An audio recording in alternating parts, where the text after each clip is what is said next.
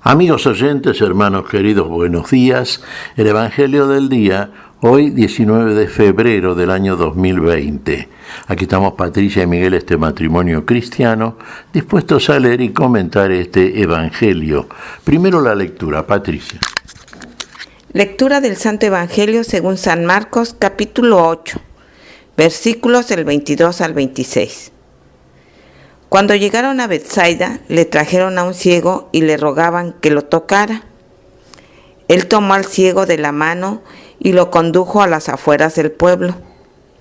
Después de ponerle saliva en los ojos e imponerle en las manos, Jesús le preguntó, ¿ves algo? El ciego, que comenzaba a ver, le respondió, veo hombres, como si fueran árboles que caminan. Jesús le puso nuevamente las manos sobre los ojos y el hombre recuperó la vista. Así quedó curado y veía todo con claridad. Jesús lo mandó a su casa diciéndole, ni siquiera entres en el pueblo. Palabra del Señor. Gloria a nuestro Señor Jesucristo. Bueno, aquí tenemos la curación del ciego de Betsaida. Ahí le pidieron, conociendo la capacidad curativa de Jesús, que le impusiera las manos. Por manera que Jesús accedió y tomó, el ciego era de la localidad de Betsaida. Fíjese, lo sacó fuera de la aldea, lo llevó hacia afuera y le impuso las manos. Sí, tocó con saliva sus ojos y le hizo una primera pregunta.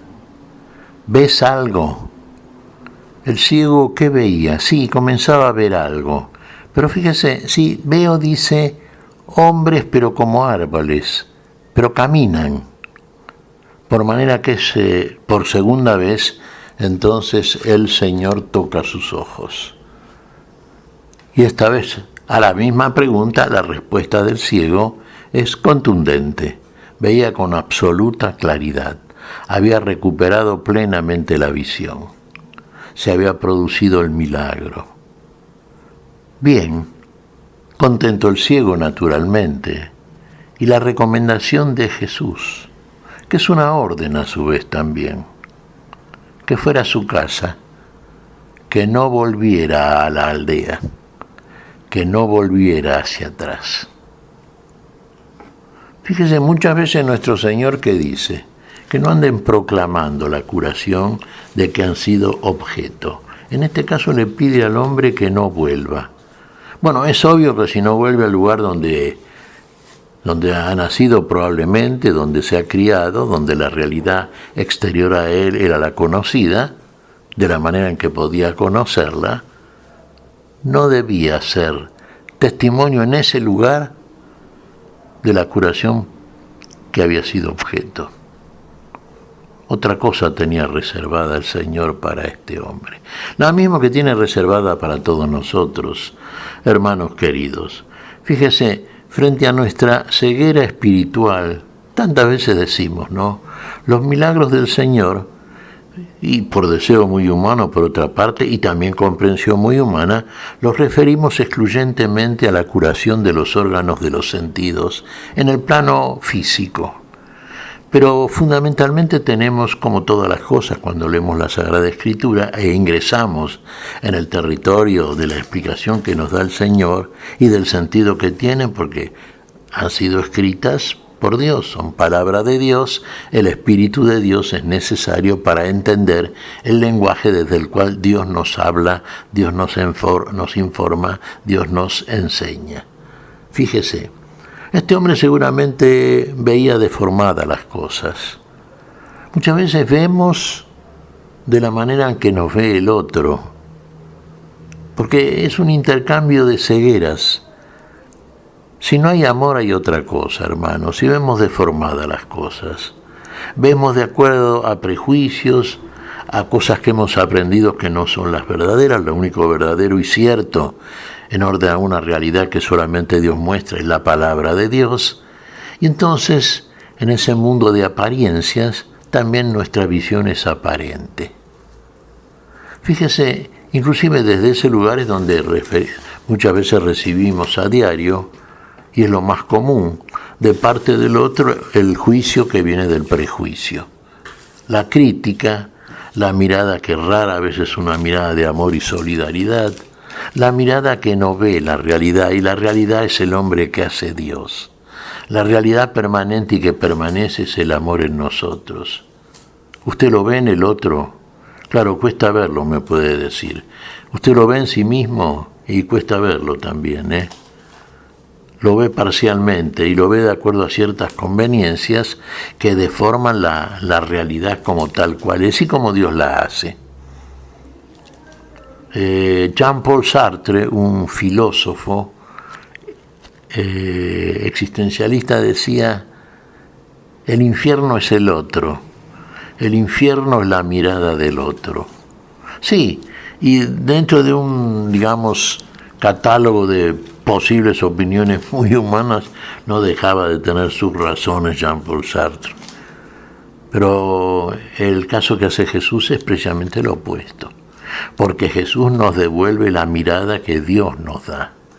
Y entonces comenzamos a ver las cosas conforme a la realidad como Dios las muestra. Y entonces comenzamos a recuperar la verdadera visión, a ver las cosas como son. Y ver las cosas como son es verlas en Dios. Y verlas en Dios es verlas definitivamente. Y entonces el otro deja de ser un infierno, el otro deja de ser un enemigo. De ahí viene el mandato santo del Señor, ¿no? Amad a vuestros enemigos, que mérito en aquellos que aman solamente a los que los aman. Bueno, es una reciprocidad muchas veces de acuerdo a conveniencias también recíprocas. Amar a quien nos odia, a amar a aquellos que no nos quieren, sí, porque la mirada de amor tiene muchas veces una devolución equivalente. Y es un testimonio muy valioso para el otro. Hermanos, si no pasamos derramando, volcando amor a través de nuestros gestos, actitudes, palabras, no esperemos tampoco que de parte del otro haya una devolución mejor. Sabemos cómo somos, cómo es el ser humano cuando está en la caída, cuando está caído de la gracia de Dios. De eso que viene nuestro Señor a despertarnos, a levantarnos, a curarnos, de esa visión que viene el Señor a devolvernos, como hizo con el ciego de Betsaida. A quien le dijo que no volviera a la aldea, que no volviera atrás. Claro, porque usted vuelve a las costumbres de antes, una vez que la palabra y el Señor desde la palabra ha hecho la curación radical de su ser interior. Una vez que esto está hecho y usted comienza a ver las cosas como son, a oír la palabra desde el lugar en que debe ser oída, escuchada y a su vez encarnada. Usted comienza a caminar con paso firme, despojado de la parálisis que lo mantiene postrado, en orden al emprendimiento del camino verdadero de la vida. Usted es mudo, no escucha la palabra que tiene que escuchar. Bueno, una vez que usted ha sido curado de todo eso, no vuelva a las costumbres anteriores, ni al lugar donde esas costumbres se instalaron en usted. Vaya donde el Señor lo envía. Vaya al lugar donde la curación suya es motivo de sanación para otros también. Donde usted que comienza a ver posibilita que el otro vea como usted ve y que todos vean como Dios muestra, ve y mira las cosas, como lo hace el Señor. Tengamos esto en cuenta. La sanación del Señor es radical, es completa. No es que lo cura de un órgano físico para que usted vuelva a ser la misma persona, porque entonces no habría sanación, ni habría realmente un cambio como el que el Señor busca, un cambio que es absoluto, es quitarnos de la muerte para trasladarnos al reino admirable de la vida. ¿Qué te parece, Patricia? Pues mira, Miguel, me hiciste acordar de un hermano que se llamaba Vidal, que en gloria de Dios esté, ¿no?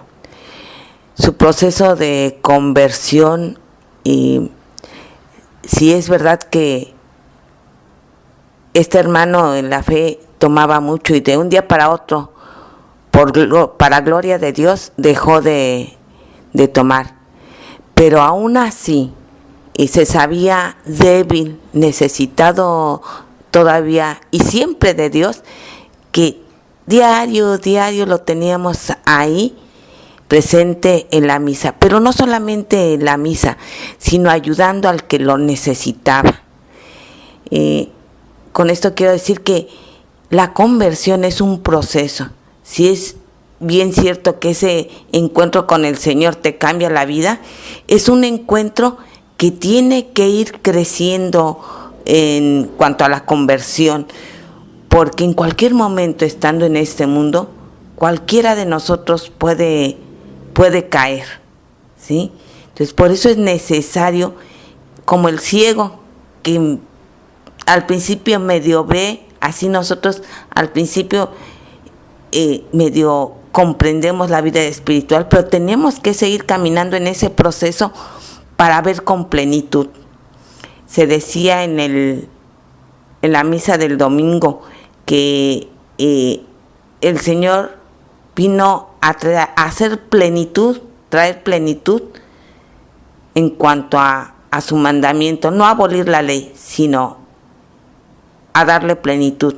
También así nuestra conversión tiene que llegar a esa plenitud. Poco a poco el Señor nos va convirtiendo hasta llegar a esa plenitud, y ahí es donde podemos, con nuestro testimonio de vida, llevar a otros al Señor. Efectivamente, Patricia, pasamos a ser entonces un instrumento útil en manos del Señor. Pasamos a glorificar el nombre, así como lo glorificó el Señor, haciendo y llevando este fruto, del cual formamos parte, un fruto para la vida y para la vida eterna, en serio. Tengámoslo en cuenta. ¿Qué te parece si agradecemos al Señor? Muy bien, Miguel. Te damos gracias, Padre Celestial, en el nombre santo de nuestro Señor Jesucristo. Te damos gracias, Padre, te pedimos perdón por nuestras faltas. Señor, pedimos tu bendición para este día, tu espíritu de sanación, tu espíritu de amor, tu espíritu de testimonio, Señor. En tu nombre santo lo pedimos.